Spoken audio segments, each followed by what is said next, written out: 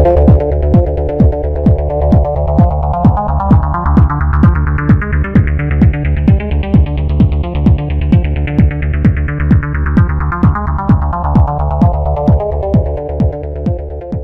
amigos e amigas da TV comunitária, o Canal 6 da Cidade Maravilhosa. Estamos aqui mais uma vez nesse programa de entrevistas do Núcleo de Política e Jornalismo para contar uma história que nunca foi totalmente revelada, e para isso nós temos a grata satisfação de entrevistar um colega meu, André Mota Lima, jornalista experiente, participou de todas as grandes emissoras de televisão no Brasil, foi também da Federação Nacional dos Jornalistas, e aí, nessa condição, ele participou de um congresso de jornalistas latino-americanos, da FELAP, em Havana, Cuba, num momento em que as relações entre Brasil e Cuba estavam rompidas. Por isso, a figura do líder da Revolução, Fidel Castro, estava praticamente proscrita no Brasil. E o André é o protagonista de uma história saborosa que permitiu que a imagem do comandante, com as suas ideias, suas reflexões, viesse a ser estampada na TV brasileira. André, é um prazer tê-lo aqui na TV comunitária. Prazer muito grande, Beto. Isso aí, Beto. Bem, por onde a gente começa? Olha, eu gostaria de dizer, como é que você foi parar lá?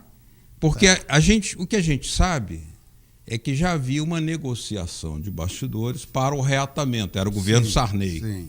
Aí a ideia também, então, de trazer o Fidel para a TV brasileira. Não, foi Comitê Central do Partido de Cuba. Bem, na verdade, eu estava nesse período mais na ABI até, do que na FENAD. Já estava havendo a troca de pés, de apoio de pé. Que eu fiquei muito tempo com o Barbosa Lima Sobrinho, ajudando lá na ABI.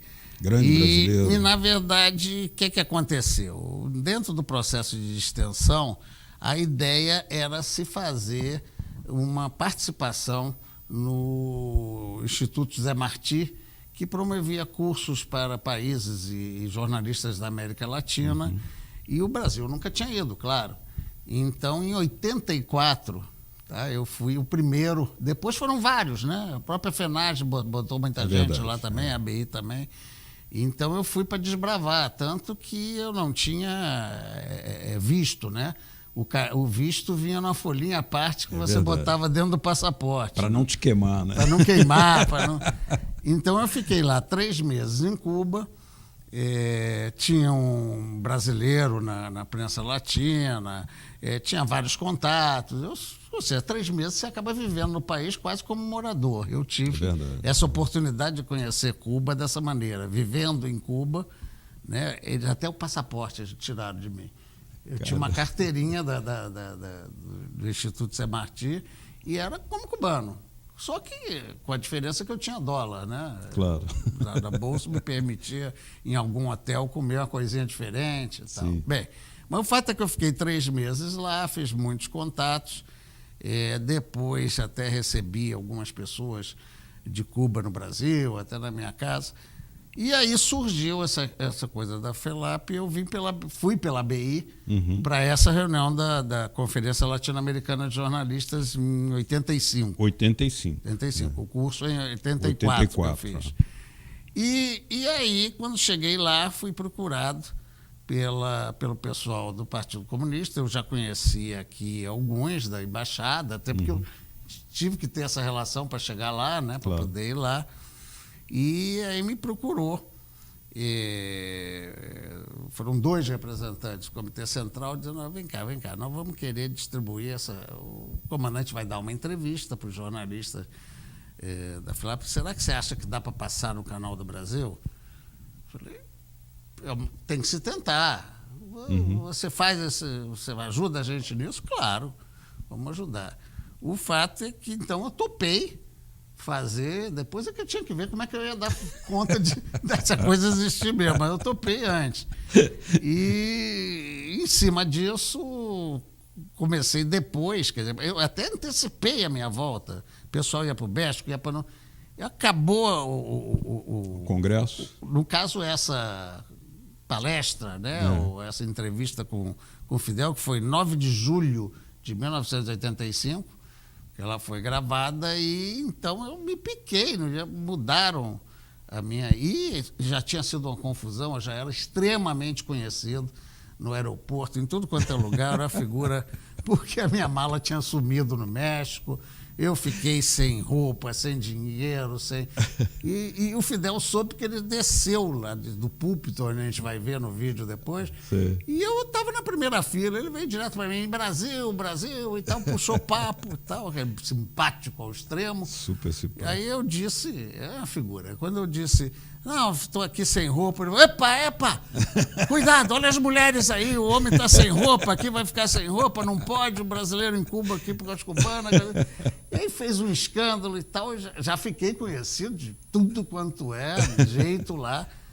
E aí eu disse, poxa, comandante, e ele estava numa campanha contra o pagamento das dívidas. Da dívida, exatamente. Né? Ele estava tentando juntar o terceiro mundo, aquele lado terceiro mundista que o Fidel quis liderar, e tentou com isso verificar-se até essa possibilidade, porque havia já um movimento de reatar relações com Cuba, já que era o governo da Nova República e tal. Sarney. E eu tinha levado um livro para ele. Aí eu falei, ele trouxe um livro, comandante, e tal. Lembra que nós já tivemos ano passado? Ah, você estava naquela visita no passado, papapá e tal. Porque eu tinha feito o curso lá. Qual que era o livro? Era um livro da dívida externa, acho que, se não me engano, do Ricardo Gontijo. Ah, da dívida externa. Sobre a dívida externa no caso brasileiro. No caso brasileiro. Claro que eu quero estudar isso. Cadê o livro? O livro está na mala, perdido. A mala está perdida. Eu sabia, a Aeroflot entrou, todo mundo entrou, nada da mala. O fato é que a mala não apareceu. Tá? E isso ocasionou uma coisa engraçadíssima, que foi quando eu falei, comandante, como é que nós vamos resolver isso?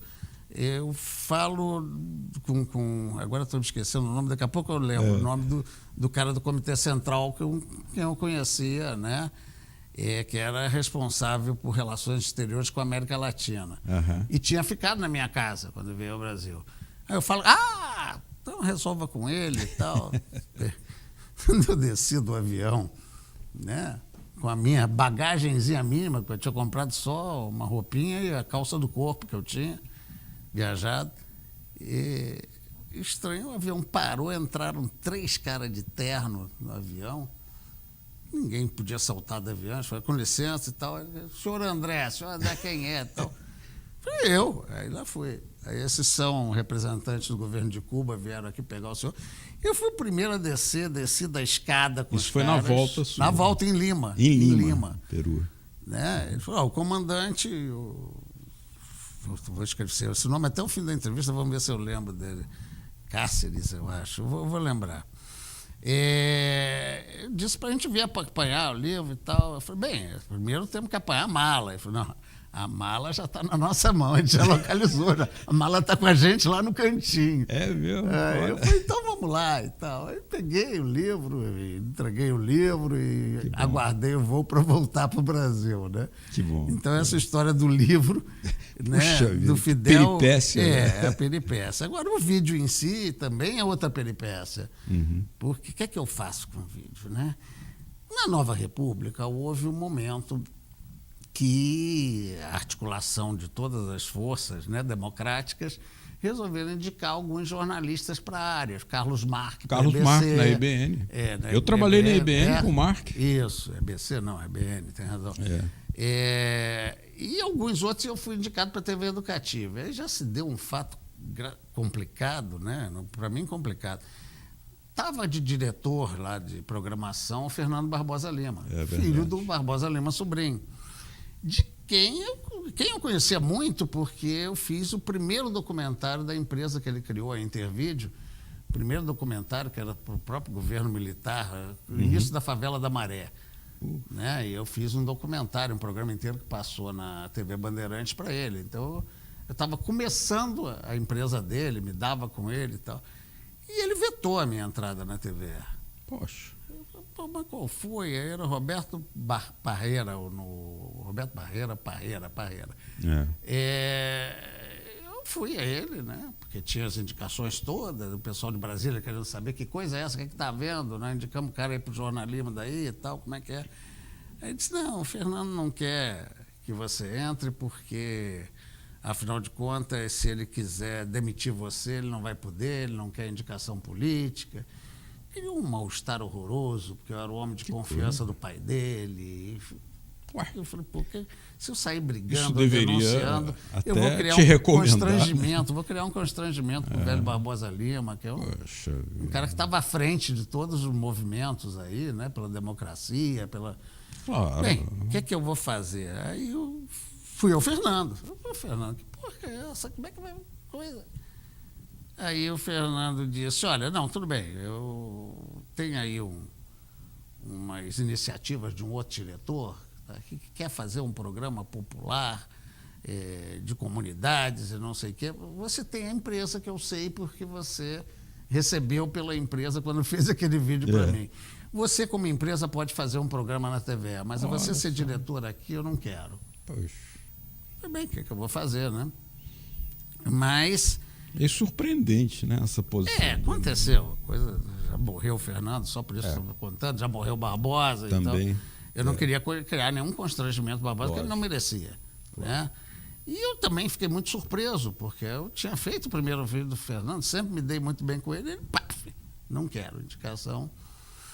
E esse programa veio existir, né, em 85 mesmo, chamado Espaço Comunitário, que tinha sido uma ideia do diretor jurídico, que era o Ciro Curtis, que foi um deputado estadual ligado ao PCB, e que foi cassado e tudo. E ele, nessa recomposição da Nova República, ficou com a jurídica né, da televisão. E ele queria uma coisa do povo, e eu tinha assistido isso em Cuba, na Nicarágua especialmente, eu tinha visto uma programação desse, que é o caso aqui da TV. Quer dizer, a participação comunitária mesmo. Claro. É uma associação de moradores, cada um fazia um vídeo, então tinha um programa assim lá. Eu falei, por que ele não tenta fazer? E aí surgiu o Espaço Comunitário. Que bom.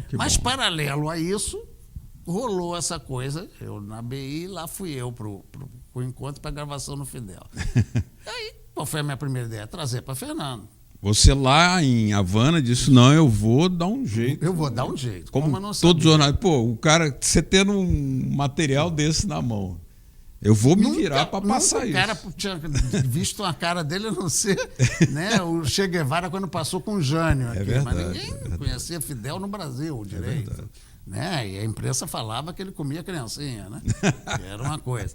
Bem, o fato é que eu fui procurar Fernando achou genial, porque a TV ia dar um furo nacional, ia botar um programa inteiro de 1 hora do Fidel, então vamos em frente.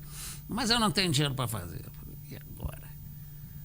Tudo bem, como é que eu vou fazer isso? A minha produtora ainda não tinha espaço físico, digamos assim. Sei. Hoje tem uma casa, um estúdio, tudo montado. Hoje sim. Mas aí eu me lembrei que estava sendo inaugurado, estava sendo montado o estúdio da Faixa, Faculdade Ali Alonso, onde eu era professor. Né? Da aula de jornalismo. Da aula de jornalismo, de televisão. Aí eu fui ao dono e falei, olha, é uma boa chance, a gente faz uma coprodução entre a minha empresa e a faculdade, a gente grava as coisas aqui, porque a minha ideia é fazer algumas entrevistas, já eu conto o roteiro do filme, na hora que o filme for mais perto. Que nós vamos exibir depois. Exatamente, o documentário. E então, seria bom para a universidade, para lançar a universidade, topo. Então, tinha câmera, tinha edição, tinha local, né?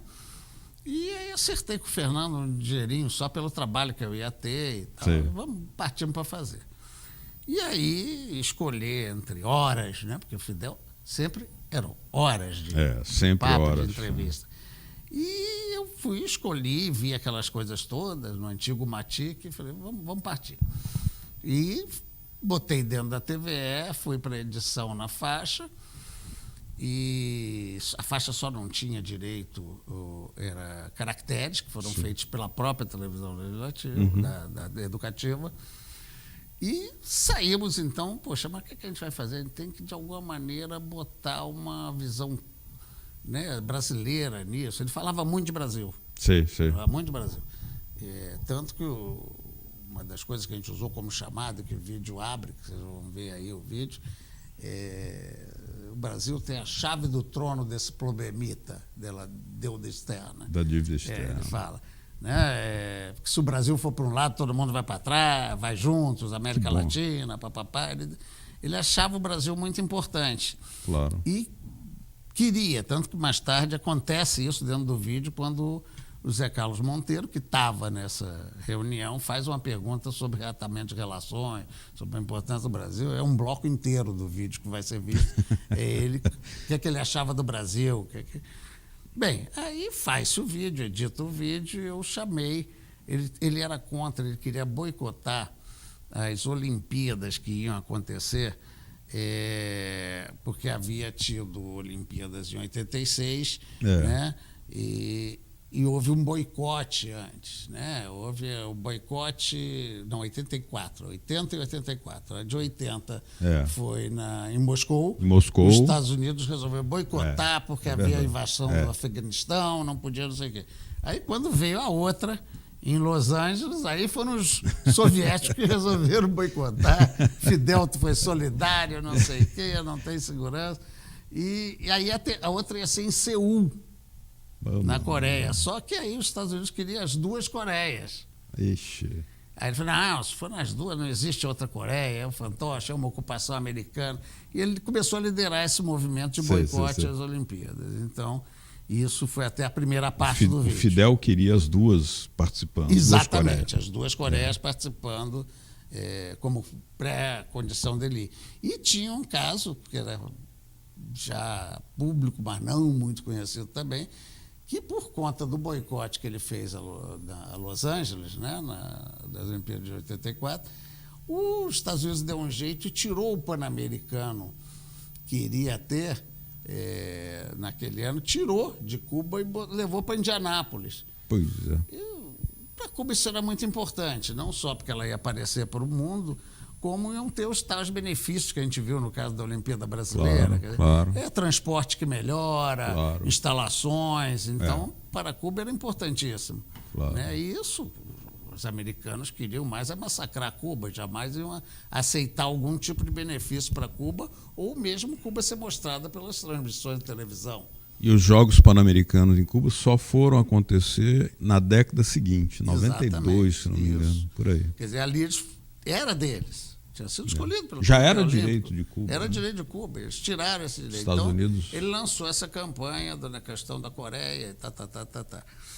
Bem, essencialmente, no vídeo vai se ver, ele fala muito da questão da dívida externa.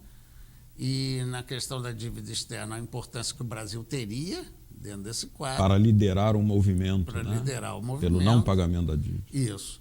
E também havia a presença do Zé Carlos Monteiro, que era presidente do Sindicato do Rio, e houve logo uma confusão que vai ser vista no vídeo, porque o Ernesto Vera, que era presidente da federação lá de lá. Era presidente da FELAP. FELAP também. Faleceu ano passado. Além de Cuba, né?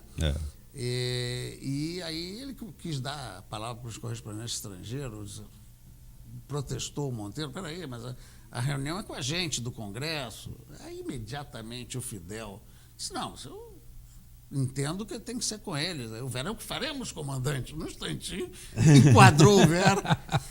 Né? Isso aparece no vídeo. Uma figura. Essa, eu dei o exemplo da roupa, né? Tem aqui um brasileiro que tem essa roupa, né? Segura as cubanas. Um brincalhão sempre, né? E extremamente comunicativo.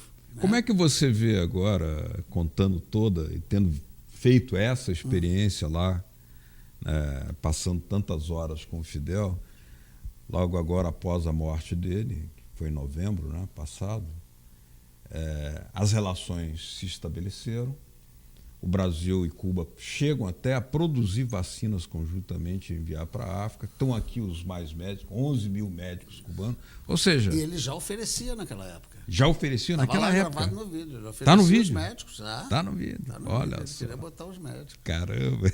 Mas diga, você ia fazer a pergunta. Não, a pergunta é essa. Como é que você avalia? Lá atrás o Fidel já estava vislumbrando a importância dessas relações Brasil e Cuba. Com certeza. Aí, no caso, por causa da dívida externa, mas também pela integração latino-americana, que sempre foi joia rara do pensamento Fidel. Sem dúvida, sem dúvida. Ele queria, de alguma forma, aparecer no Brasil para distensionar, mas no próprio vídeo ele mostra ali que eu não quero forçar a barra. O Brasil vive um momento crítico, saindo da ditadura, com abertura política. Não nos cabe, porque o Zé Carlos Monteiro perguntou para ele, não nos cabe apertar nem pressionar o Brasil, nem deixar que os nossos aliados ou os nossos países do terceiro mundo venham fazer qualquer tipo de pressão. Na época, se eu não me engano, Cuba era presidente do movimento dos não alinhados. Exatamente, exatamente. Ele disse, não cabe, não fica bem e tal. E muito tático sempre ele, né? Com muito tato, muito cuidadoso e tal. Ele era uma figura única, né? Eu tenho até uma visão crítica do problema cubano, da vida democrática em Cuba, que a questão cubana, primeiro, é pouquíssimo conhecida a história de por que Cuba faz a revolução. Claro. Ficar um grupo de guerrilheiros, não foi um grupo de guerrilheiros, já tinha mais de 100 anos de luta. Sim. Com Zé Martí, com um monte de... Exatamente. Contra os espanhóis estavam quase sendo derrotados. Os Estados Unidos entrou no meio. Exatamente. E dominou Cuba de 1898 a 1904, razão pela qual até hoje está Guantánamo, que eles não quiseram entregar. Perfeito, exatamente. Né? Então, era pouco conhecida essa história. Era uma guerra de 100 anos. Né? Era uma coisa... E o Fidel, então, se tornou, com essa simpatia e tirada dele, ele era um típico cubano, como eu chego a dizer no vídeo. E ele era o retrato do cubano, típico. E era idolatrado. Era idolatrado. Eu confesso que nesse congresso me incomodou uma coisa, já começava aquela crítica a algumas coisas do socialismo. Eu tinha cá minhas críticas, apesar de fazer parte do PCB, do Partido Comunista Brasileiro. O cara está dando uma palestra lá durante o congresso com a citação dele atrás, assinado Fidel Castro, é muito culto à personalidade. E parece que esse já estava o Gorbachev incluso, né? Inclusive, não? Não, já tinha passado. A questão do Gorbachev é anterior à saída. Mas a questão toda é que o culto à personalidade do Fidel desvia muito, porque em torno da defesa de Cuba se fez umas organizações armadas de quarteirão para poder derrotar uma invasão americana que já tinha tido na Baía de Porcos. Os famosos CDRs. Conselho de Defesa da Revolução. Exatamente isso. E esses conselhos acabaram extrapolando um pouco a sua função e meio que controlando o bairro em termos das relações entre as pessoas. Então, o problema de Cuba maior foi esse, né? Esse culto à personalidade, isso. E agora com Raul a coisa está distensionando, está mudando, está tendo um outro tipo de orientação, mas que era muito difícil porque a população adorava Fidel. Fidel realmente tinha sido um libertador de uma guerra de mais de 100 anos. Toda a família tinha alguém do passado que morreu nessa guerra. Então, Fidel era uma figura acima de tudo, digamos assim, pairava por cima de tudo. Agora, André, o filme não pôde, o documentário, né, não pôde ser exibido na TVE. Aí é que foi o negócio. Aí Fernando apoiou e tal, mas quando o Roberto soube, disse, bem, consultou o governo e o governo ficou cheio de milindres, embora o governo Sarney, E aí receberam a chamada de, não, tudo bem, paga o cara aí, bota na geladeira. Eu falei, aí era o meu negócio, eu queria botar o vídeo no ar. Claro. Achava importante, tinha me comprometido com o pessoal de Cuba, que eles me deram, era preferência no Brasil para trazer o vídeo. Não, tem que sair de qualquer jeito. Nossa. Aí eu comecei a discutir com o Fernando. Já tinha discutido com o Fernando quando ele me vetou. Agora começou uma outra discussão com o Fernando. Não, mas eu te pago tudo. Eu falei, mas a questão não é só pagar. Não se trata disso. Não se trata disso. Eu tenho um acordo com a faixa que nós fizemos juntos, tem que dar esse retorno para eles. Eles deram ilha de edição, deram estúdio, porque ao lado de cada tema eu entrevistei brasileiros. Imagine você, já era o Nussmann, presidente do Comitê Olímpico, ainda, né, que ainda é. E o Nussmann, que tinha feito uma ação de proximidade com Cuba, com os Jogos de Brasil e com Cuba, com a primeira transmissão de televisão de Cuba para o Brasil em cima de um jogo de vôlei do Brasil. E ele criticava a posição do Fidel, sempre alinhado, né, com os poderosos do Comitê Olímpico, ele criticava. Então, a gente dava voz, a gente tomou esse cuidado de dar voz a quem não concordava com aquela política do Fidel. No bloco de defesa do não pagamento da dívida, nós demos voz ao Benedito Moreira, que era um antigo presidente da Cassex, que no tempo do Jânio tentou negociar, tinha sido o primeiro cara a tentar negociar com Cuba. É verdade. E aí ele também fez a visão crítica dele quanto a essa questão da dívida, do reatamento das relações com o Brasil, né? Entrevistamos também o Giocondo Dias, do Partido Comunista, o secretário-geral, né, sobre essa importância que Fidel dava ao Brasil, o que ele achava, se pressiona ou não pressiona pelo reatamento, e o PT se representou pelo Sidney Lianza, que era um dirigente estadual e que era professor da faixa. Sim. Então a gente procurou conciliar essas coisas para atender os interesses da faixa, os interesses do documentário e o controverso. Curioso é ele que não falar sozinho. O governo Sarney estava, digamos, também decidido ao reatamento, né, que veio a acontecer um ano depois da sua ida mas lá. Havia setores em 86. Contra, a gente não teve uma Era revolução para sair da ditadura militar. A gente teve um acordão ali de Tancredo. Claro. Então, existiam zonas nubladas e temerosas com o Exército. Havia ainda uma forte oposição ao reatamento com Cuba. E o interesse americano de que o Brasil não reatasse com Cuba. Na verdade, a pressão era a pressão norte-americana para não deixar isso acontecer. E havia um compromisso do Tancredo no reatamento. Ele que queria. O próprio Congresso já tinha se manifestado. Era uma confusão ali a se resolver. Bem, aí voltamos à discussão com o Fernando, faz, não faz, pago, não pago, não é só pagar. Eu falei, bem, então é o seguinte, você paga, não vai exibir, mas o documentário fica livre, não é mais da Educativa. Claro. Eu posso fazer o que eu quero com ele. Claro. Aí ele topou. Assinamos embaixo, ele topou. Liberou para você passar em outro. Liberou. Como é que passar em outra? Quem vai passar? Né? Globo? Não vai passar. Não dava. Ainda mais que o governo não deixou passar na oficial. Quem é que vai passar? Surgiu a Abril Vídeo, que tinha sido criada para criar a MTV e que trabalhava em aliança com a TV Gazeta de São Paulo. Tinha uns horários alugados e tal. Eles quiseram. Não, nós pagamos aqui para você vir aqui, fazemos. Deram também condições operacionais e tudo para botar o vídeo. E foi muito engraçado, eu tenho até esses recortes. Eles fizeram uma campanha em São Paulo, quando a TV Gazeta exibiu, abriu o vídeo, que comparava o King Kong ao Fidel Castro. Porque eles iam exibir o documentário no mesmo horário que a Globo estava lançando o King Kong. E dizem eles, me disseram eles, que o lançamento do King Kong foi exatamente para não ter audiência do Fidel, porque o Fidel podia chamar muita atenção. Olha só. Então houve uma estratégia da Globo em programar o King Kong, o lançamento do Brasil do Para roubar a audiência do Fidel. Para roubar a audiência do Fidel. E eles botaram a cara do King Kong, a cara do Fidel, quem você vai preferir, não sei. Fizeram campanha nos jornais. Essa campanha existe, eu tenho até o recorte disso. E então, foi exibido. Puxa vida. No caso, ainda em São Paulo, eu falei, mas São Paulo, TV Gazeta é pouco, o que mais? Vamos fazer como? Aí eu parti para a Guerra de Guerrilha, em homenagem ao Fidel, e saí distribuindo o vídeo para exibições. Por exemplo, fizemos uma exibição no Planetário, da Gávea. Que legal. Tá, para o povo. E saímos fazendo várias exibições do vídeo do Fidel Castro, no Planetário, no Congresso Nacional do PCB. Então, aí saiu o Rio, vários estados começaram a exibir e Fidel teve presente. Foi chato depois, que o Fernando vai estar envolvido mais uma vez, a Intervídeo do Fernando Barbosa Lima manda o Roberto fazer a entrevista Com o Fidel. Com o Fidel, aí dizendo que era a primeira entrevista da televisão brasileira. Eu fiquei calado, não foi.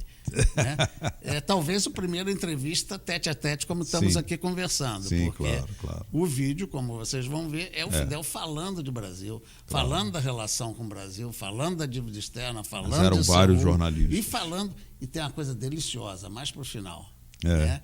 Que é o último bloco, onde um jornalista nicaragüense diz assim: Fidel, imagine se você, como Reagan, fosse você o Reagan, o que é que você ia fazer se o povo resolvesse não pagar a dívida externa? Como é que você ia se virar? É muito engraçado, a gente titubeia, bota a mão assim, ainda tinha o charuto naquela época. Antes de mais nada, eu tomava aspirina. E começou a dizer que seria mais esperto para o Reagan ele repetiu o Roosevelt na crise de 30, verdade. com o keynesianismo, com aquele desenvolvimento, que isso traria emprego, em vez de ficar gastando um monte de dinheiro querendo ser o gendarme do mundo, querendo dominar, né, invadir, vender arma e tal. Então ele defendia essa posição. Dava até uma saída. Como saída para o Reagan. Ele deu uma saída para o Reagan, defendeu esse troço todo. E, claro que no final ele termina ainda bem, né? Que eu não sou, porque eu já seria muito velho, porque o capitalismo já é velho demais para enfrentar essas paradas, eu também e tal, e sai-se bem na história. E com isso, realmente, o vídeo que vocês vão ver passa essa ideia do Fidel histriônico, do Fidel brilhante. Saídas brilhantes, né? Essa da dor, tomava uma aspirina. Sagaz. Ele chega a botar no vídeo a mão assim, o que é que eu vou fazer, né? O que é que eu vou responder? E paf! Veio com essa... Muito boa ideia. Né? Muito com boa. essa ideia. Que bom seria se os Estados Unidos, ao invés de fazerem guerra, né?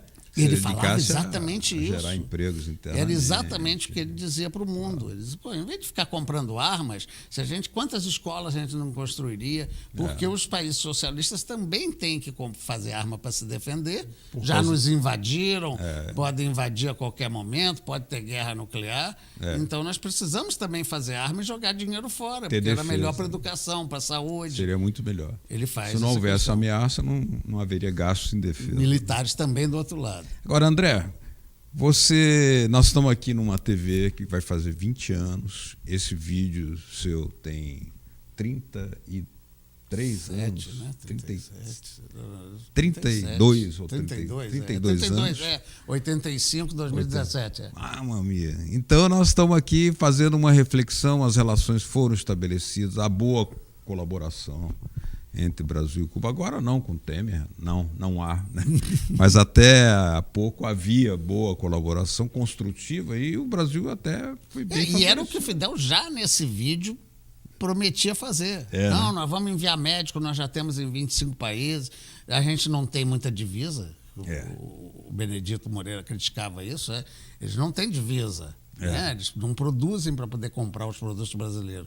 Só que Fidel, em contrapartida, queria dar insumos, dar produtos agrícolas e dar essa ajuda por conta dos médicos como contrapartida de negociações com a indústria brasileira.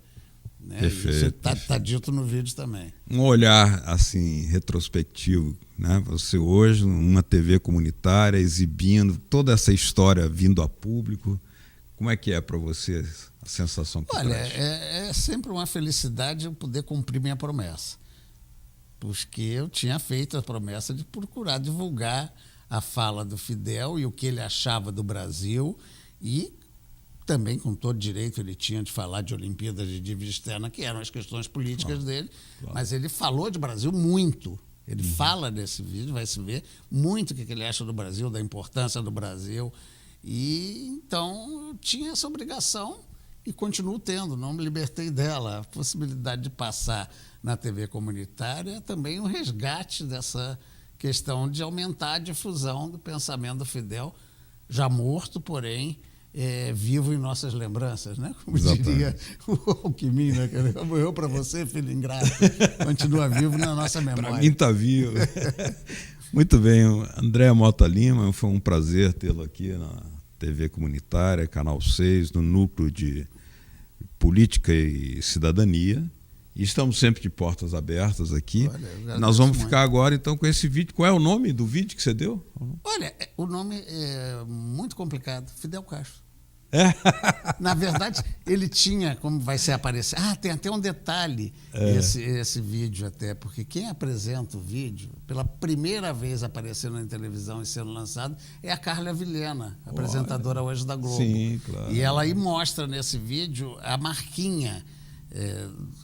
Vários folhetos que ele fazia de propaganda e tinha uma marca, o Fidel Castro era escrito. E nós botamos isso como marca do vídeo, como título do vídeo. Tá certo. Então era só Fidel Castro com o logo que ele utilizava nos livretos dele, nos livros que ele espalhava no mundo inteiro. Então o vídeo chama-se Fidel Castro. Bom, então com vocês aí agora, Fidel Castro, do André Mota Lima. Muito obrigado pela presença aqui. Eu agradeço. Volte sempre. O cumprimento da promessa. Estamos aí, vamos que bom, ver Fidel que Castro. bom. Nós estamos aqui ajudando a democratizar a informação, que é uma palavra de honra para nós, né? É a nossa função. E também, dessa forma, nós homenageamos e queremos que as relações entre Brasil e Cuba retornem ao seu menor nível de cooperação, de solidariedade, porque há muito a contribuir para a integração latino-americana. Muito obrigado a você. Obrigado a vocês. E obrigado a vocês de casa. Fiquem aí com o vídeo Fidel Castro. Até já. Al que asome la cabeza duro con él, Fidel, duro con él. Al que asome la cabeza duro con él, Fidel, duro con él. Si mañana Brasil diera un paso al frente, ningún país en el mundo tendría más peso que Brasil. Yo creo que Brasil, en cierta forma, tiene la llave de los truenos, este problemita de la... O problema que o Brasil tem a chave, segundo Fidel, é o problema da dívida externa. Eu estava em Havana na segunda semana de julho, quando ele falou isso aos participantes do Congresso da Federação Latino-Americana de Jornalistas. E olha, eu fiquei impressionado com o estilo Fidel Castro. Deu para entender, inclusive, que tipo de carisma é esse que ele tem junto ao povo. Na verdade, ele é tipicamente cubano, meio brincalhão, gozador, informal, meio machão às vezes também. Isso impressiona no meio do povo. Pra vocês terem um exemplo, olha só como é que ele começou essa entrevista. Bien, compañeras y compañeros, damos inicio a la conferencia de prensa concebida por el compañero Fidel Castro, presidente de los consejos de Estado y de ministros Quítame los títulos y vamos de a nuestro empezar. país. Vamos a empezar, ve. Renuncia. Yo aspiro a que esta unidad y solidaridad que ha prevalecido en el Congreso se mantenga sin que se pierda la agresividad periodística. Por lo Así, tanto, ¿no? Tú lo estás estimulando a que se me quede. Qué buen amigo tengo. Ay, caramba. Sigue Vera, no, olvídate los títulos y vamos a empezar ya eso. Y no recomiende más agresividad aquí. Viu só? E tem mais. Ele é rápido e irônico. Olha só essa. ¿Cómo va a ser la entrevista? yo le propongo, comandante, que demos la palabra y vayamos llevando, yo asumiré la responsabilidad Del desastre. del desastre. E o Fidel parece que também é um pouco adivinho.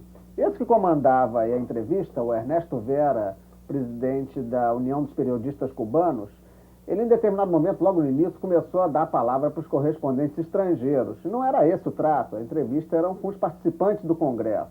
Coube a um brasileiro, o José Carlos Monteiro, presidente do Sindicato de Jornalistas, protestar contra isso.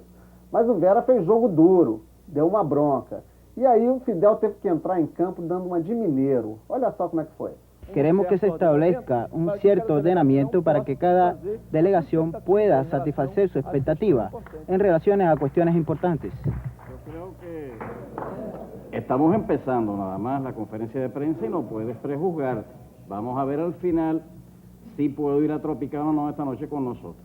Por favor, el compañero de Chile y después para ti Brasil. ¿Qué periodistas que no tuvieron la reunión están preguntando? No, porque hay algunos periodistas acreditados en nuestro país también invitados a la conferencia de prensa como nosotros. Correcto. Me ponen en un dilema serio. Pero, en realidad, por lo menos, en mi impresión, de hacer una reunión con los periodistas que vinieron a la conferencia. Claro. Yo aprecio mucho a todos los demás y si es posible me quedo incluso con ellos después, cuando ellos se vayan para Tropicana, discutiendo con ellos, pero me parece que es razonable que se les tome en cuenta lo que estaban acá. Eso es lo que vamos a hacer con él.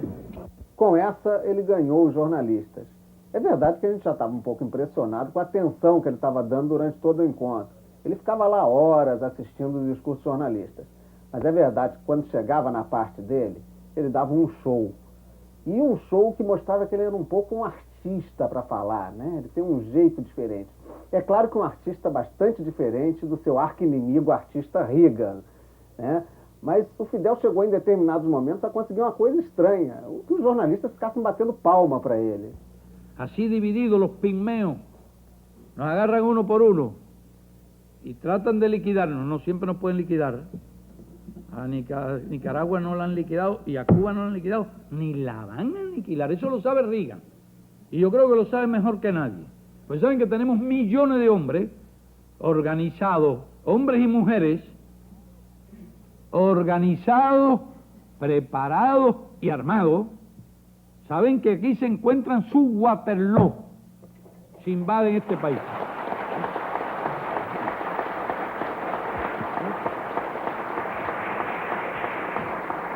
Creen que somos una mezcla de españoles orgullosos, negros atrasados, ignios, ignorantes, a lo cual podríamos añadir, y portugueses orgullosos también. Bueno, creen que somos, y esa mezcla, yo se lo he dicho a algunos yanquis, oiga, esa mezcla es peligrosa, no la subestimen, no la subestimen.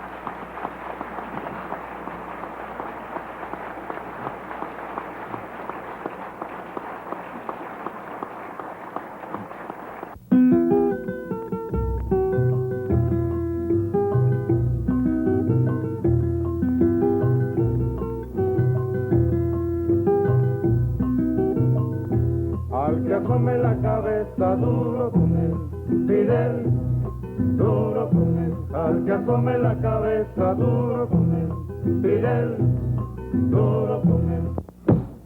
E o Fidel está falando muito agora. Olha só a quantidade dos livros com os discursos. Só no Congresso de Jornalistas foram editados 4. Em comum, o tema da dívida externa e esse logotipo, que é a marca da campanha. Esse aqui, por exemplo, é sobre as Olimpíadas e ele deixa bem claro que pode estar vindo aí um novo boicote aos Jogos Olímpicos. Samaranch conoce bien nuestra posición sobre la Olimpiada de Seúl y hemos planteado que hay que buscar una solución, porque no estamos de acuerdo con una Olimpiada que tiende a dividir el país, a profundizar las heridas en ese país, una maniobra politiquera del imperialismo de dar una Olimpiada en Seúl para convalidar aquella colonia. Y a mi juicio una Olimpiada en Seúl sería como una Olimpiada aquí en la base naval de Guantánamo, en el territorio ocupado de Cuba, por una cuestión elemental de principio. No podemos aceptar eso. Es una cuestión de principio. Y hemos planteado, bueno, que se comparta entre ambas partes de Corea las Olimpiadas, si es que quieren que haya Olimpiadas, o si quieren que ese movimiento siga adelante, porque a mi juicio esto va a provocar una profunda crisis.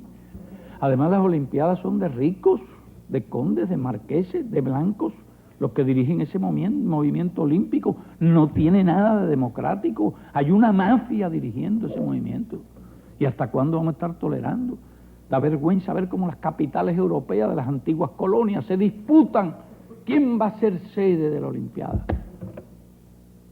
La única Olimpiada que se ha dado en el tercer mundo es la de México. No se ha dado ninguna otra en todos los años que tiene esa organización. En Los Ángeles se reunieron $200 millones de ganancia. Están comercializando el movimiento deportivo. Quieren introducir el profesionalismo. Y esos $200 millones no han ido a parar. Decían que le iban a pagar el pasaje a los que fueron del tercer mundo. Y ni eso.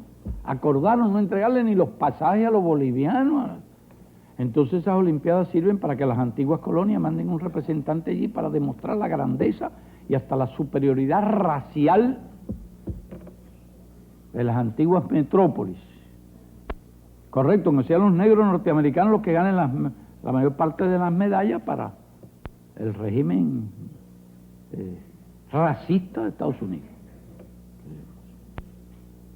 Entonces eso sirve para demostrar que las antiguas colonias, las metrópolis, son superiores realmente en todo. Nosotros ganamos alguna medalla boxeando. En béisbol, en algunas cosas ganamos, porque siempre aparece alguno, pero para practicar el deporte hace falta en primer lugar alimentación, técnico. Nosotros hemos graduado 18.000 profesores de educación física y deporte. Y lo practicamos con mucho esfuerzo, pero el deporte necesita instalaciones, en primer lugar necesita jóvenes que crezcan bien alimentados. Cuando usted le dicen que un país del tercer mundo, y voy a citar un caso como el de México, el ministro de Salud Pública declaró allí no hace mucho tiempo que de los 2 millones de niños que nacen cada año, 100.000 mueren antes de los 5 años. Y 1 millón crece con defectos físicos y mentales. Es decir, los países del tercer mundo no tienen recursos para el deporte. Si existiera de verdad un movimiento olímpico, los recursos que se reunieran sería para ayudar a los países menos desarrollados. ¿Dónde se van a invertir los 200 millones de dólares de ganancia de Los Ángeles? En California, el estado más rico, del país más rico. De esos recursos no va un solo centavo para Bolivia, para Burkina Faso, para África, para países latinoamericanos que no tienen esos recursos, y nosotros realmente estamos, en realidad, contra eso. Yo le pedí a las mujeres que fueron a Nairobi, defiendan esa causa. No se olviden de Corea. Corea es un país socialista, un país que fue agredido, un país donde hubo una guerra, un país donde murieron cientos de miles de personas. En esa guerra murieron cientos de miles de hombres procedentes de todas partes del mundo. Incluso murieron 100.000 voluntarios chinos. Y quieren dar una olimpiada allí en Seúl, es una maniobra descarada. Entonces nosotros decimos, bueno, si quieren que se comparta, hemos presentado una solución. No decimos que se suspendan las olimpiadas, sino que se compartan aparte aproximadamente iguales los eventos. En Pyongyang y en Seúl, en la zona norte de Corea, en la zona sur de Corea. Porque Corea es una sola Corea y la mantiene dividido el imperialismo. Ha convertido aquello en una colonia, uno de los regímenes más horripilantes, similar al de Pinochet, una base ocupada por soldados yanquis. Y yo digo que si realmente no se fue a Los Ángeles, y muchos países socialistas no fueron a Los Ángeles por cuestiones de seguridad, yo no me explico cómo se puede haber ausentado un país socialista de Los Ángeles y asistir a Seúl. Eso yo no lo entendería jamás. Nosotros nunca nos fijamos en esas cuestiones de solidaridad, de seguridad. Siempre hemos ido, pero por solidaridad con los países socialistas nos fuimos a Los Ángeles y tomaron medidas contra nosotros, represalia, utilizaron eso de pretexto para quitarnos la sede del Panamericano, un país que ha hecho tanto por el deporte. Ningún país de este hemisferio ha hecho más que por el deporte que nosotros. Y el señor Vázquez Raña, que es el presidente del Comité Olímpico Mexicano y además propietario de la Asociación Internacional, Asociación de Comité Olímpico, un supermillonario, concedió la sede a Indianápolis, quitándosela a Cuba por 30 millones de dólares. ¿Y qué hace con ese dinero? Creo que ayuda al deporte, no se pasea por el mundo, tiene un avión que vale como varios millones de dólares. Reúne a esa asociación, soborna gente en los hoteles más lujosos, allí los tiene, les pone los mejores automóviles y utiliza todo ese dinero para la politiquería y para manejar estos organismos internacionales. Viaja por todo el mundo llevándoles regalitos a los dirigentes olímpicos. Es una corrupción increíble. Ahora nosotros, por solidaridad con los países socialistas, nos fuimos a Los Ángeles. ¿Y qué vamos a hacer ahora? Nos vamos a olvidar de que Corea existe. Sería moral eso, sería justo. Nosotros como país revolucionario, como país socialista, por ganar unas cuantas medallas de oro, y nosotros ganamos unas cuantas medallas de oro en cualquier lugar, lo mismo en Los Ángeles que en Seúl, pero por unas cuantas medallas de oro vamos a traicionar los principios, de ninguna forma. A proposta de Fidel Castro para realizar os Jogos Olímpicos de 1988 nas duas Coreias, entendemos que não deve encontrar apoio. A própria Carta Olímpica não ampara esse pedido.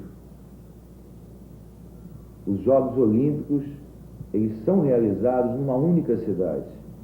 Mesmo em outros países, em que 2 ou 3 cidades poderiam querer sediar essa disputa, não encontraram até hoje nenhuma participação de apoio a este pedido. Portanto, eu entendo que a proposta foi demagógica e apenas querendo agradar a Coreia do Norte.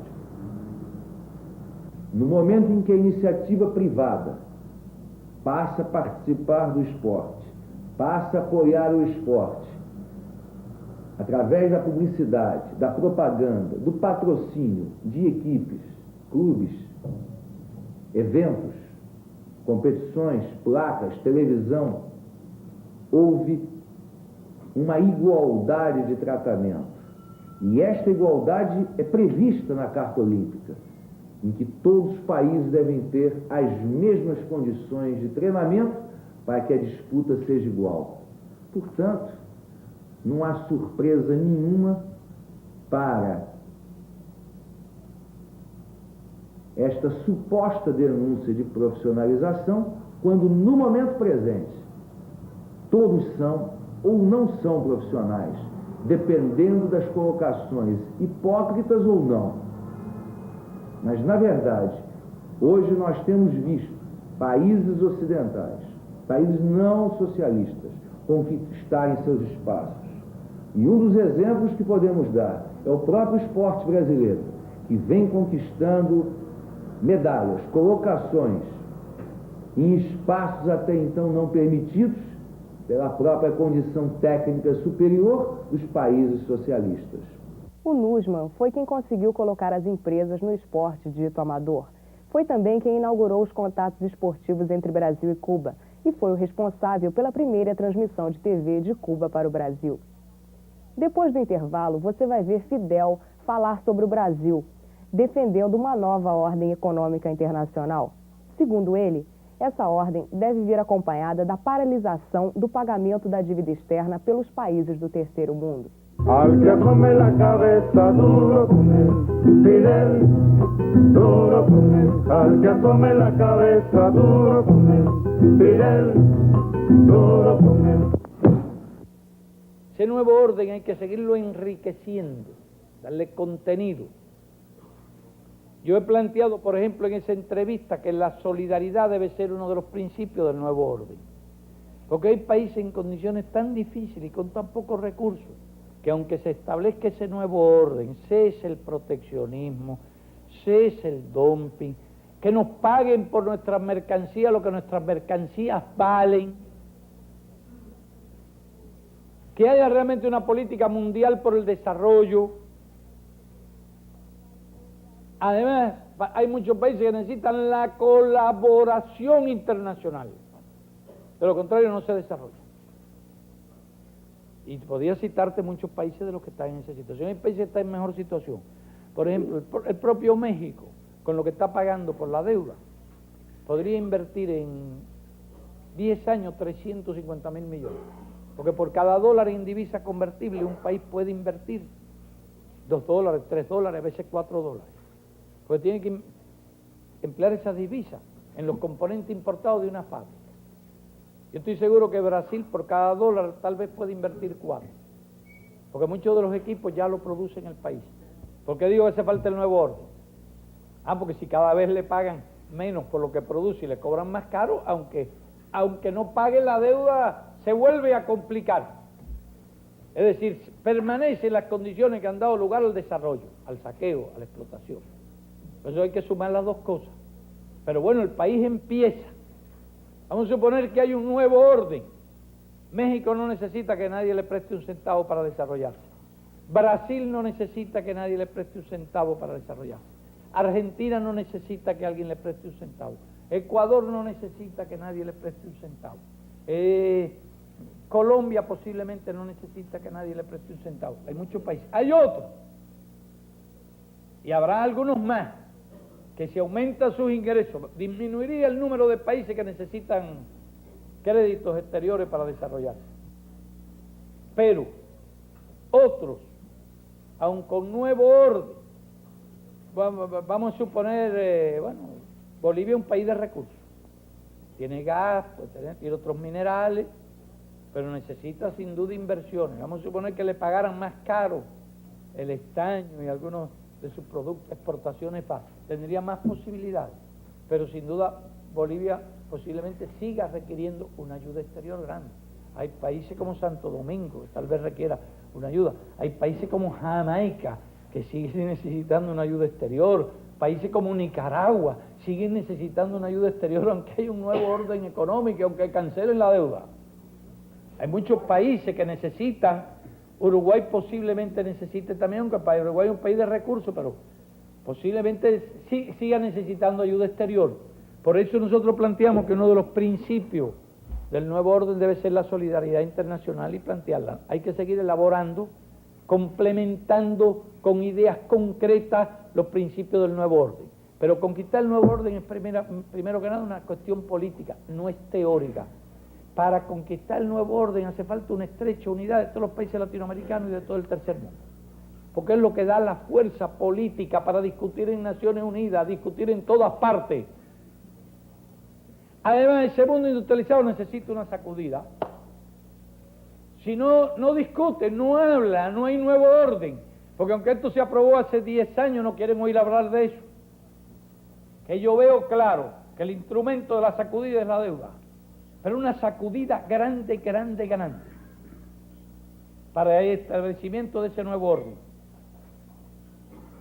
Generar la fuerza y la unidad de acción que necesitamos para exigirle a ese mundo industrializado el nuevo orden. Si no generamos esa fuerza, no lo podemos conseguir con discursos. No nos van a hacer caso, se van a reír de nosotros. Bien, ustedes dirán, entonces no hay esperanza. Si no alcanzamos esa unidad, no hay esperanza. Si no hacemos lo que tenemos que hacer, de que nuestros problemas se resuelvan. Yo digo, sí, hay esperanza. Si no se cancela la deuda y no hay nuevo orden, habrá revoluciones. Y entonces el nuevo orden vendrá por la vía revolucionaria. Ya. Está perdida la esperanza.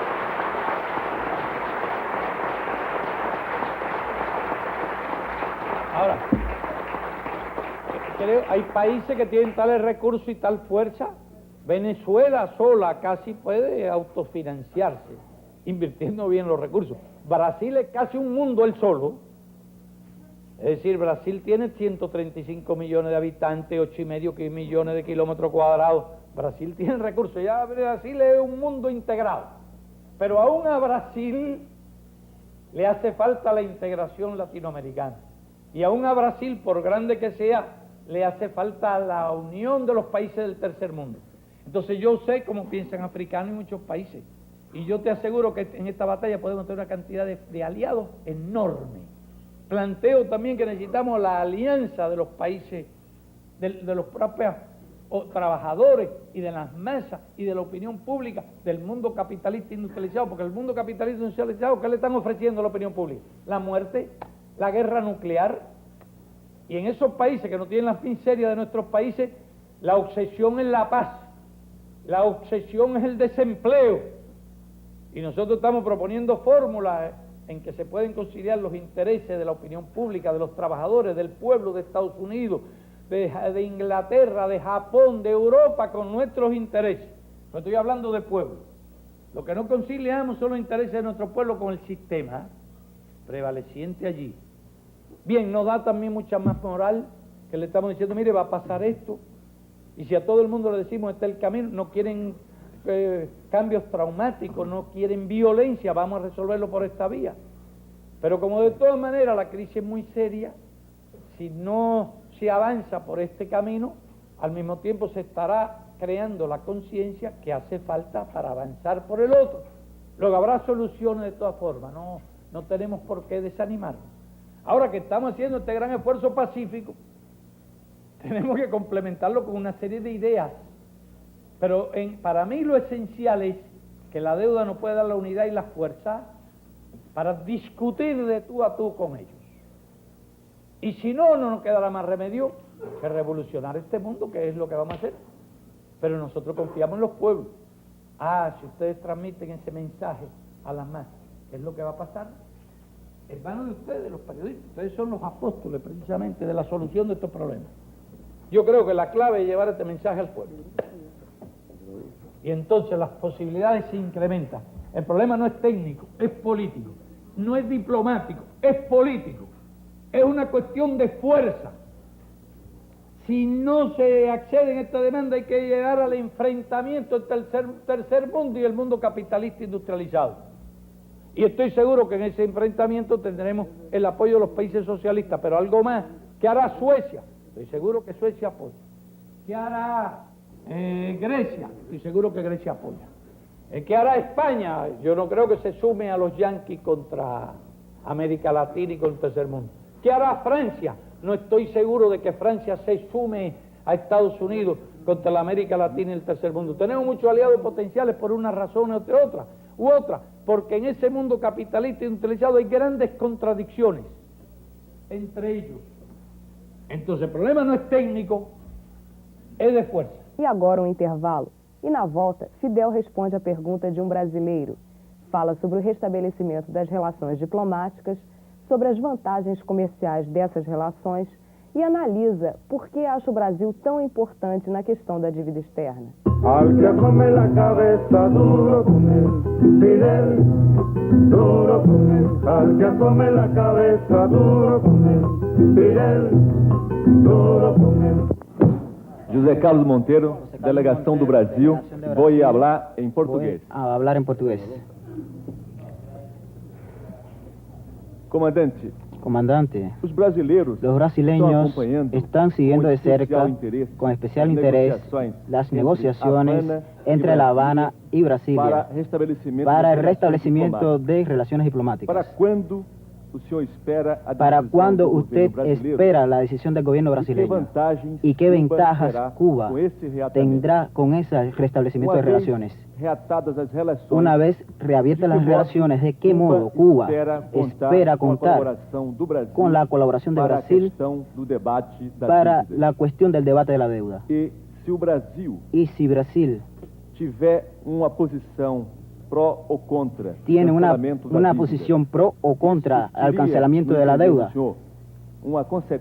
eso tendría una consecuencia profunda, seria, sobre los demás deudores, según su opinión.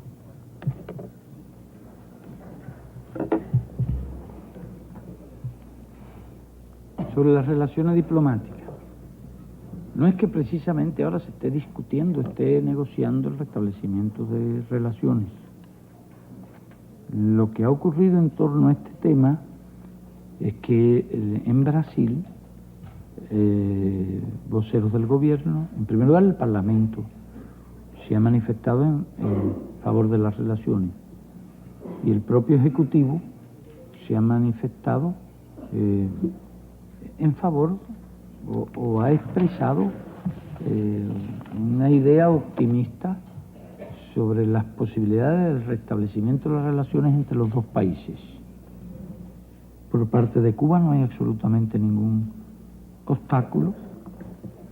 Dependerá de la decisión, el momento que se reanuden las relaciones, dependerá de la decisión que adopte el gobierno de Brasil. Pero nosotros comprendemos perfectamente bien que en Brasil se acaba de producir una apertura democrática. Tienen una serie de tareas complejas que resolver de inmediato. Además se produce una situación inusitada en que el presidente electo muere y es sustituido por el vicepresidente, que tiene que hacerse cargo del gobierno en una situación de crisis económica muy difícil. Me imagino que una serie de cuestiones prioritarias han ocupado la atención del gobierno en estos primeros meses. Y la actitud que nosotros adoptamos es tratar de no presionar por las relaciones. No es que no queramos las relaciones, sí queremos las relaciones y deseamos las relaciones, pero nosotros no tenemos las dificultades de Brasil en este momento. Nosotros no estamos atravesando la situación compleja de Brasil. Y nos parecería amistoso que nosotros priorizáramos ese problema, hiciéramos gestiones, empezáramos a pedirle a todos los amigos que nos ayudaran a restablecer las relaciones y presionáramos al gobierno por las relaciones. No nos parece amistoso ni correcto hacer eso. Por eso lo que he dicho en otros momentos es que nosotros dejamos en manos del gobierno brasileño la decisión del momento que considere más oportuno y más conveniente restablecer las relaciones con Cuba, y que nosotros en cualquier momento estamos dispuestos a restablecer las relaciones. Me parece que es la única posición que se corresponde con un sincero sentimiento de simpatía a ese proceso democrático y el deseo de colaborar con el pueblo de Brasil. Porque sé que para los brasileños en este momento la cuestión de la consolidación de ese proceso estaría fundamental. Habría ventajas no solo para Cuba, habría ventajas también para Brasil, por supuesto. Brasil tiene mayor desarrollo industrial que nosotros y sobre todo tiene más desarrollo en la industria mecánica. Es productora de equipos no solo de transporte, equipos de construcción, equipos industriales. Ha desarrollado algunas tecnologías que nosotros pudiéramos adquirir. Contaba recientemente a otro periodista lo que habíamos hecho, que, por ejemplo, unos equipos que hemos adquirido en Brasil son unos equipos para producir leche a partir de la soya, y que los propios brasileños lo han bautizado con el nombre de la vaca mecánica. Entonces nosotros trajimos 3, los hemos instalado en nuestro país, estamos probando la calidad de la leche, la demanda de la leche. Claro, no es tan en un país que se ha habituado a tomar leche de vaca, aunque tú vendas la leche de vaca mucho más cara que la leche de soya, y si la gente tiene recursos para comprar la leche de vaca, no compra mucho leche de soya. Pero sobre todo, por ejemplo, todos los niños que tienen problemas alérgicos, de alergia con la leche de vaca, están consumiendo la leche de soya, que es muy sana y tiene casi los mismos nutrientes, casi la misma cantidad de proteínas, de sales minerales, de grasa, un poquito menos, pero se puede equiparar prácticamente en calidad con los nutrientes de la leche de vaca, sobre todo si le añades 1% de azúcar. Pero ¿qué hemos hecho? Sabemos que hay muchos países que no tienen ganadería, muchos países del tercer mundo.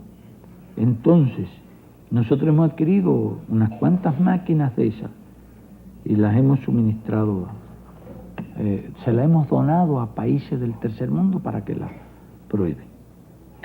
Es decir, nosotros tenemos una relación amplia con los países del tercer mundo.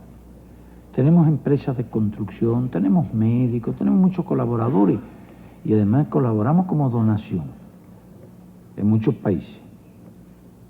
Pero como somos partidarios de la colaboración entre todos los países del tercer mundo, creo que esas relaciones nuestras pueden ayudar a buscar colaboraciones bilaterales y además trilaterales. Puede haber colaboración en esos países de África, de Asia, en otros países, entre Brasil y Cuba.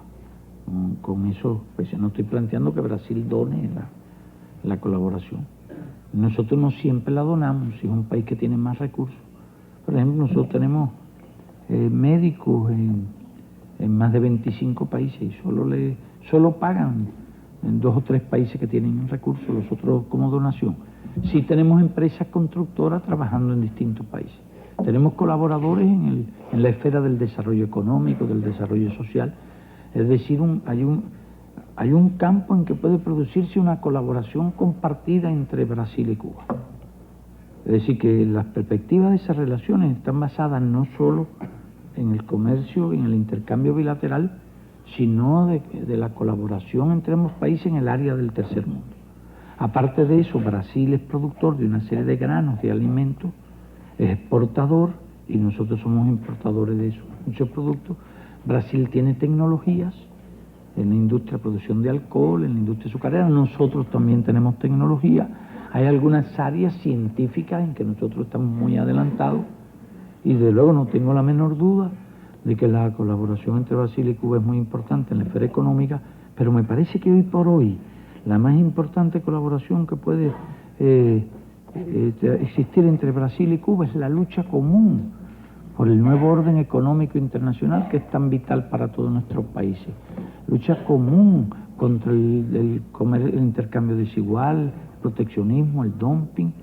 O problema das relações eventuais relações comerciais com Cuba, eu já fui aventado em várias oportunidades. O problema fundamental, o mesmo ocorre com algumas outras economias socialistas, é que Cuba hoje é um país, vamos chamar assim, em economias ilíquido. É um país que tem uma grande escassez de divisas. Normalmente ele tem um déficit estrutural de balanço de pagamento, uma dívida externa bastante pesada. Numa eventual relação com o Brasil, o óbice, a grande dificuldade que irá ocorrer é que a tendência normal será que Cuba demande fortemente produtos brasileiros. Alimentos, máquinas, equipamentos, serviços de engenharia, etc. Enfim, o Brasil tem um universo importante de bens para fornecer, eu teria um universo para fornecer aquele país. Mas a reciprocidade que é muito difícil. Primeiro, eles dificilmente teriam condições de pagamento em moeda conversível. A tendência normal, pela própria estrutura da economia cubana e pelo sistema econômico de país socialista, a tendência normal seria que Cuba viesse propor ao Brasil um acordo bilateral com pagamento em moeda convênio, o que pressupõe uma reciprocidade em termos de mercadorias. E ocorre que Cuba não tem mercadoria para um comércio direto com o Brasil. Benedito Moreira foi diretor da Cacex durante 15 anos. A Cacex é o órgão que controla as importações e exportações brasileiras. Ele saiu já no fim do governo Figueiredo. Mas o que quase ninguém sabe é que Benedito Moreira foi o primeiro brasileiro a negociar comercialmente com Cuba.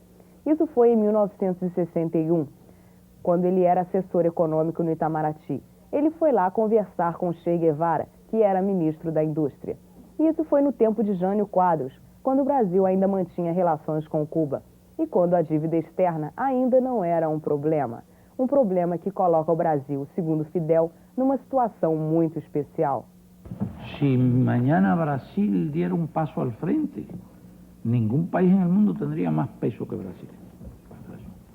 Yo creo que Brasil en cierta forma tiene la llave de los truenos, este problemita de la... Él solo no, hay otros países que tienen esta llave de los truenos, la tienen unos cuantos. Pero país de enorme peso, sin duda que es Brasil. No estoy exhortando a Brasil a que lo haga. No quiero que me digan después que yo estoy exhortando a un país que haga una cosa. Yo creo que yo defiendo una tesis, la divulgo y me parece que cada país debe decidir. Brasil es un país bastante autosuficiente, en el buen sentido de la palabra. Es decir, es un país que se abastece de alimentos, un país que tiene una industria bastante desarrollada, un país que tiene un creciente suministro de petróleo propio, un país que tiene muchas relaciones con el tercer mundo, un país grande. Sin duda que Brasil es una potencia en este problema, en esta lucha. Es uno de los países más fuertes y que, a mi juicio, está llamado a jugar un papel fundamental en la solución de este problema. Por tanto, digo, el papel de Brasil es decisivo. No pienso que sea el único país. Hay otros países en América Latina que tienen peso suficiente para abrir la puerta de los truenos, incluso para desatar la dinámica de la solución del problema. Porque también, como decía ayer, hay algunos países pequeños, cuya deuda es pequeña, que toman una decisión y no tienen una repercusión fundamental. Y dije, ya hay algunos países que hace rato que no pagan. Bolivia hace rato que no paga y ya ha declarado que ni capital ni interés, ya eso viene declarando todos los días. No ha habido escándalo en torno a eso porque digo que los acreedores no quieren crear escándalo para que el virus ese no se... Perú, tengo entendido que hace casi un año que no paga, ni los intereses de la deuda, está pagando cantidad limitada, pero todavía queda como algo que se hace calladamente. Todos estos problemas empiezan a adquirir una connotación especial cuando se plantea como un principio. Si el país tiene cierto peso, si un país muy pequeño, con una deuda muy pequeña que debe 2.000, 1.500, 3.000 millones, bueno, entonces no no produce un efecto determinante. En esta situación, para actuar se necesita un cierto peso. Y desde luego los más grandes deudores son los que más peso tienen. Hay que preguntarse entonces cuál es la situación de cada país, cuáles son sus mercados, qué medidas pueden tomar contra el país. Pero yo parto de la convicción más absoluta de que lo que van a hacer los acreedores es conversar. Entonces sí, de verdad. Ahora no quieren conversar ni les interesa conversar, y a las carticas de amor responden con un desdém total. E nem todos acham que se deve suspender unilateralmente o pagamento da dívida. Fidel acha que a esquerda deve assumir essa posição, embora reconhecendo que em alguns países a situação é delicada. A nossa posição neste caso, que nós temos discutido, é que pelo menos o pagamento da dívida deve ser suspenso temporariamente. Um governo para fazer isso, no entanto, é preciso que seja um governo que disponha de apoio político e apoio popular. E o que pensa o PT? Bom, o Partido dos Trabalhadores já há algum tempo tem uma posição bastante definida sobre a questão da dívida externa. Nós somos da opinião de que o Brasil não tem condições de pagar a dívida no montante com que ela se encontra. E nesse sentido nós definimos duas questões importantes. Em primeiro lugar, que nós deveríamos politicamente suspender essa dívida externa para podermos analisar caso a caso e o que a origem dessa dívida, qual foi o motivo com que ela foi contraída e tomando posição em relação a cada uma delas. Mas, em segundo lugar, uma questão também extremamente importante é que nós defendemos, inclusive enviando essa proposta para outros partidos aqui no Cone Sul da América Latina, que fizéssemos a união dos países devedores. Imagine Fidel Castro no papel de Reagan. E é isso mesmo que vai acontecer. Fidel tentando encontrar uma fórmula para salvar o capitalismo. Al que asome la cabeza, duro con él, Fidel, duro con él. Al que asome la cabeza, duro con él, Fidel, duro con él. Francisco Guzmán de El Salvador, escribo para el Nuevo Diario de Nicaragua. 9. Comandante Fidel Castro, quiero que imagine por un momento que usted es el cerebro del imperialismo y que a raíz de las tesis de Fidel Castro y de la realidad dramática latinoamericana derivadas de la deuda externa, los países de dicha región le comunican que todos han decidido no pagarle los adeudos, luchar unidos por un nuevo orden económico internacional e integrarse para no caer otra vez en sus garras imperialistas. Convencido de que no recobrará su dinero, ¿qué futuro inmediato y a largo plazo vería usted para su sistema imperialista? ¿Qué futuro le concedería a las relaciones del imperio con estos malos pagadores? ¿Y qué futuro vaticinaría para esos países cada vez menos dependientes? Bueno, yo, si lo primero que haría es tomarme una aspirina, ¿no?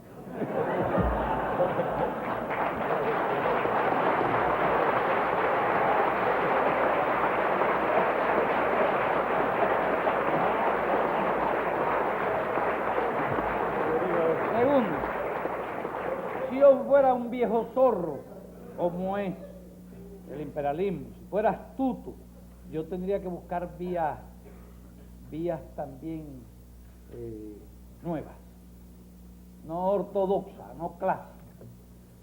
Y no es la primera vez que el imperialismo lo ha hecho, porque ya cuando la crisis, en los años 30 tuvo una gran crisis en Estados Unidos, el imperialismo tuvo una crisis muy seria, y también coincidió con una crisis mundial.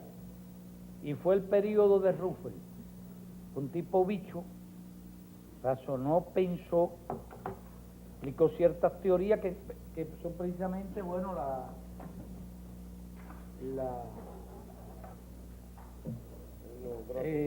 la teoría de Keynes, el inglés. Eso aplicarla, había gente pasando hambre, desempleo, adoptó una política de incrementar el gasto público, de incrementar las inversiones públicas, de incrementar los recursos humanos de la población, y fue sacando a la economía norteamericana de la crisis. Inventó la política de la buena vecindad. Tuvo una serie de cosas que realmente hay que ver que, históricamente, que Roosevelt tuvo mucho con prolongar la vida del capitalismo. El capitalismo no se puede salvar, pero todavía históricamente se demostró que era salvable en ese periodo. Ahora, Reagan es, por definición, el anti-Rooseveltianismo, el anti-keynesismo, es contrario a toda esa política. Es una cosa que quiere volver a un capitalismo del siglo pasado, por completo. Es muy difícil que alguien con esas ideas y alguien que tenga el propósito de un rearme brutal, ideas fascistas de dominio internacional, de imponer el orden, es muy difícil. Y desde luego, no creo que semejante personaje imperialista pueda encontrar soluciones, excepto resignarse a aceptar las soluciones que le imponga. Este hombre tiene otra mentalidad, es más astuto, más inteligente, más realista. Pero un dirigente imperialista tendría que hacer lo necesario, todo lo posible, por prolongar la vida del imperialismo en circunstancias en que sus años de vida se acortan, condenado por la historia. Porque no es lo mismo una neumonía, una pulmonía, en un muchacho de 25 años que en uno de 75. Ya empieza a convertirse peligrosa la pulmonía. El imperialismo está viejo y tiene pulmonía. Luego tiene que buscar remedios adecuados, inteligentes, para enfrentar eso, y yo creo que los hay, todavía. Primero, tienen que renunciar a la idea de la manía de gendarme del mundo. Tiene que renunciar a la idea de la amenaza roja, comunista, de que la Unión Soviética los quiere destruir. Quien conoce, como conocemos nosotros los países socialistas, quien conoce como nosotros conocemos el pensamiento íntimo de la Unión Soviética, sabemos perfectamente que la Unión Soviética tiene que armarse porque le imponen la carrera armamentista, le imponen los gastos militares, porque la rodearon de bases de bombardeo, de armas nucleares por todas partes, y tuvo que hacer grandes gastos en armas. Ningún país socialista necesita hacer gastos en armas, es una locura. Nosotros mismos que tenemos que emplear en gastos militares cantidades importantes, sabemos todo lo que se puede hacer, cuántas viviendas se puede hacer con el presupuesto de guerra, cuántas escuelas, cuántos centros de recreación, hoteles, fábricas, hospitales, todo lo sabemos lo que se puede hacer con esos 1.000 millones que gastamos nosotros. 100.000 viviendas se podrían hacer con lo que cuesta la defensa por año. ¿Qué interés puede tener ningún país botar dinero de esa forma? Ningún país socialista necesita desarrollar una industria armamentista, su economía no necesita las inversiones militares. En cambio, la economía capitalista, imperialista, necesita la industria de guerra, las inversiones militares, todas esas cosas. Pero bien, no es una imperiosa necesidad. ¿Qué necesidad tiene Estados Unidos de gastar 2 trillones de armas? De trillones de dólares en armas. Eso lo explico en ese folleto. Los que lo vieron lo pueden haber visto y los que no tienen oportunidad de verlo lo analizo bien. Digo que con eso no se puede producir ni una aspirina. ¿Usted sabe lo que es gastar en 8 años 2 millones de dólares? Votado, mientras los japoneses que les prohibieron, tuvieron la suerte que alguien les prohibiera fabricar armas, dedicaron su dinero a las tecnologías, fabricaron industria de más productividad que Estados Unidos. ¿Sabe lo que están haciendo los japoneses ahora? Comprando el mundo. Porque como hay ese déficit tan enorme, y estos datos se saben porque el ministro de Hacienda los publicó, y Japón ha invertido 90.000 millones de dólares en 3 años, pero en el último año, en el 84, 50.000 millones, y a fines del 85 Japón es el país capitalista, inversionista mayor del mundo, mayor inversionista en el exterior del mundo. Incluso le compró alrededor de 23.000 millones de dólares en bonos a Estados Unidos, invirtió 1.800 en Estados Unidos, como 1.900 en América Latina, 1.800 en África, una cantidad similar, como 2.000 allí, como 3.000 en Estados Unidos, y ya Japón está comprando, entre otras cosas, Estados Unidos, mientras Riga gasta en armas y programa la guerra de las galaxias. Los japoneses tienen 450 grandes empresas en Estados Unidos ya, trabajadores disciplinados, laboriosos, austeros, más disciplinados, más laboriosos y más trabajadores que los Estados Unidos, y que invierten, ya no tienen ni que invertir en tecnología para competir en con Estados Unidos, han invertido bastante y ahora están comprando, los japoneses, están comprando el mundo, mientras Reagan organiza la guerra de las galaxias. ¿Se dan cuenta que es loco? ¿Se dan cuenta que es una cosa demencial? Va a gastar 2.000 millones de millones. ¿Qué necesidad?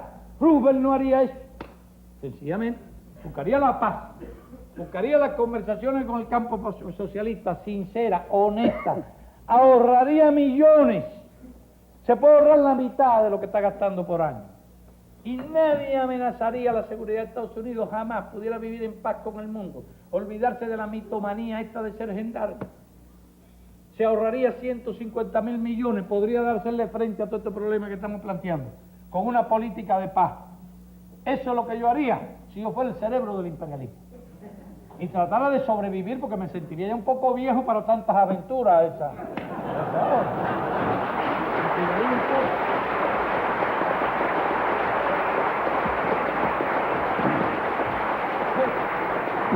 Y entonces apoyo el nuevo orden porque le voy a dar empleo a los norteamericanos. Facilito la capacidad de compra del tercer mundo para que me compren 300, para que tengan 300.000, 400.000 millones más. Le doy empleo a todos los norteamericanos, no le aumento los impuestos. No sigo hipotecando el país, no sigo gastando 200.000 millones, no le quito el presupuesto a los viejos, a los niños, a nadie. No le quito el presupuesto de salud, de educación, de ayuda, no se lo quito porque el dinero eso se lo está quitando la gente para dedicarlo a armas, por gusto. Además, aunque quiera dominar el mundo, no va a poder. No es posible hoy ni que ningún país domine el mundo. Primero se destruye el mundo antes que pueda ser dominado por nadie. Estamos viviendo en la era nuclear, todo eso es una enorme, colosal locura. Realmente que las ideas de Reagan son la idea de la época de Buffalo Bill y no de la era nuclear, señores. Es el problema. Entonces hay teóricamente soluciones. La hay. Hay recursos todavía. Puede prolongar la vida y no matarnos a nosotros.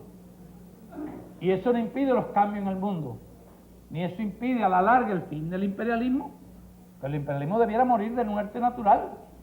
No va a ser que se suiciden y nos matemos nosotros también, muramos todos en una guerra nuclear, en una hoguera nuclear. Los científicos saben perfectamente lo que es eso. Y plantean que es el fin de la vida. Creo que las cucarachas son los únicos que sobreviven en una guerra nuclear, porque tienen más resistencia a la radiación. Así que, salvadoreño, el problema teóricamente tiene solución. Pero yo me alegro mucho de no estar en el pellejo de los imperialistas, me siento mejor aquí.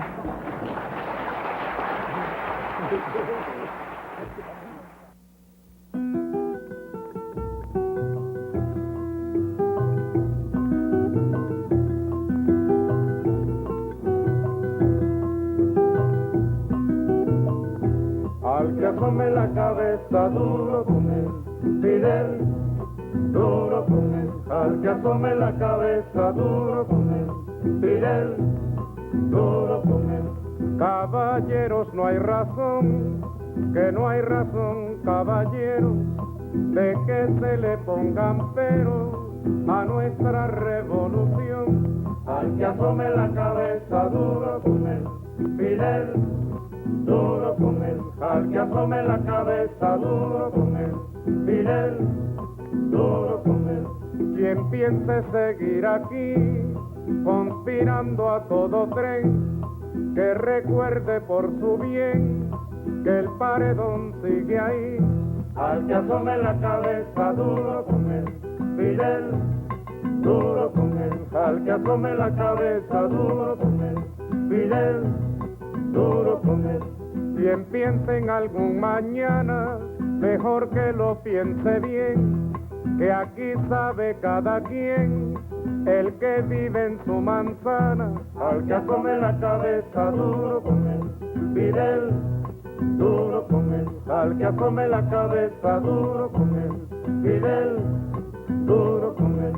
Piensen que la economía